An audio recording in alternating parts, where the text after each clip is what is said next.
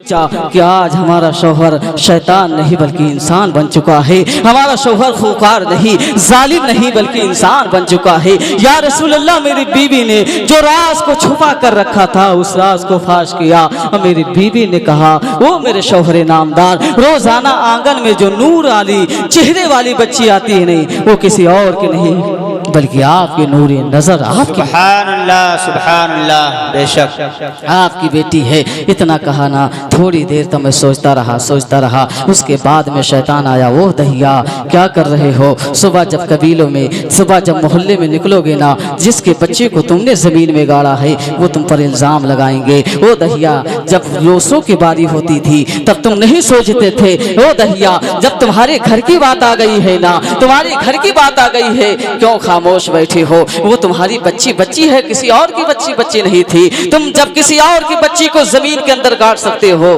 تو تمہاری گھر کی معاملہ ہے، تم اپنی بچی کو زمین میں کیوں نہیں گاڑ سکتے ہو؟ یا رسول اللہ، ایک طرف تہمت کی وجہ سے کہیں سماج میں بدنام نہ ہو جاؤں، اس بدنامی سے بچنے کے لیے میں نے ارادہ کر لیا کہ میں کسی بھی طریقے سے اسے زندہ زمین کے اندر گاڑ دوں گا۔ یا رسول اللہ، میں نے جیسے ارادہ کیا نا، ایک رات میں اپنی بچی کو ساتھ میں لیا، اپنی بیوی سے جھوٹا وعدہ کیا کہ میں اسے ایک دعوت کھلانے کے لیے لے کر جا رہا ہوں۔ یا رسول اللہ، جب میں راستے سے چلا نا، اپنی بچی کو ساتھ میں لیا، ساتھ میں پھاڑوا لیا۔ یا رسول اللہ، چلتا رہا۔ بچی کبھی بات میٹھی گفتگو کر رہی تھی، بازاروں سے نکلتی، باپ جان یہ کھلونے بک رہے نا مجھے خرید دو، یہ مٹھائیاں بک رہے نا مجھے خرید دو۔ میں بچی کی آواز کو سنتا تھا لیکن نظر انداز کرتا، میں آگے چلتا گیا۔ یا رسول اللہ، ایک چٹکل میدان کے قریب جب میں پہنچنے کے بعد میں جب اس راستے سے گزرا جہاں پر کنکر اور پتھر تھے نا، میرے پاؤں سے جب خون کے فہارے نکلے نا، تو میری بچی نے کہا وہ باپ جان مجھے ایسی دولت، ایسی دعوت نہیں چاہیے جس میں باپ کا خون بہایا گیا ہو،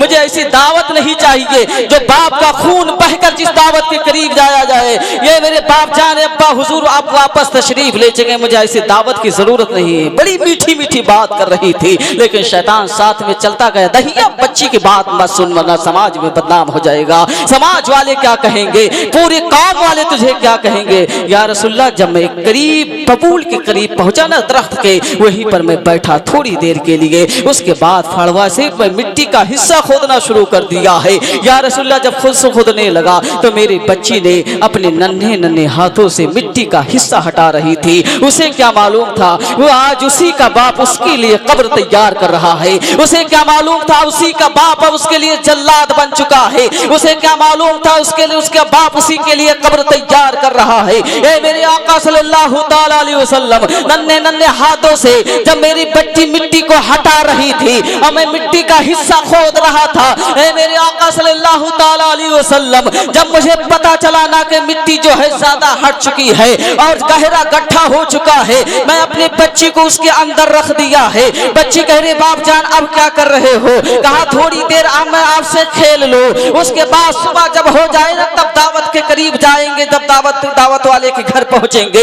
اے میرے آقا، جب میں مٹی کا حصہ ڈالنا شروع کیا نا بیٹی کے اوپر، تو جب پنڈلی تک پاؤں کے پنڈلی تک مٹی پہنچتی ہے، یا رسول اللہ بیٹی میری طرف نظر اٹھا کر دیکھتی ہے، مسکرا رہی تھی۔ یا رسول اللہ، مٹی میں اور ڈالتا گیا نا، جب اور ڈالتا گیا کمر تک جب پہنچا نا، تب میرے آقا صلی اللہ تعالی وسلم، میری بچی مجھ سے کہہ رہی تھی باپ جان مجھے باہر نکالو نا، ابھی تو درد نہیں ہو رہا تھا لیکن اب پیروں میں درد پیدا ہو گیا ہے۔ اے میرے ابا مجھے باہر نکالو نا، مجھے باہر نکالو نا، میرے پیروں کے اندر بہت زیادہ درد پیدا ہو چکا ہے، مجھے باہر نکالو نا۔ میرے آقا صلی اللہ علیہ وسلم زار و قطار رو رہے تھے۔ دہیا قلبی کہتے ہیں یا رسول اللہ، جب میں اور مٹی ڈالتا گیا نا، جب سینے تک جیسے مٹی پہنچتی ہے، میری بیٹی سمجھ جاتی ہے یہ ہمارا باپ نہیں رہا بلکہ ظالم ہو چکا ہے، یہ ہمارا باپ نہیں رہا بلکہ ظالم خوکار انسان ہو چکا ہے۔ اسے معلوم ہو گیا ہے کہ بچی جو ہے ہماری زندگی چھینی جا رہی ہے، اسے معلوم ہو گیا ہے نا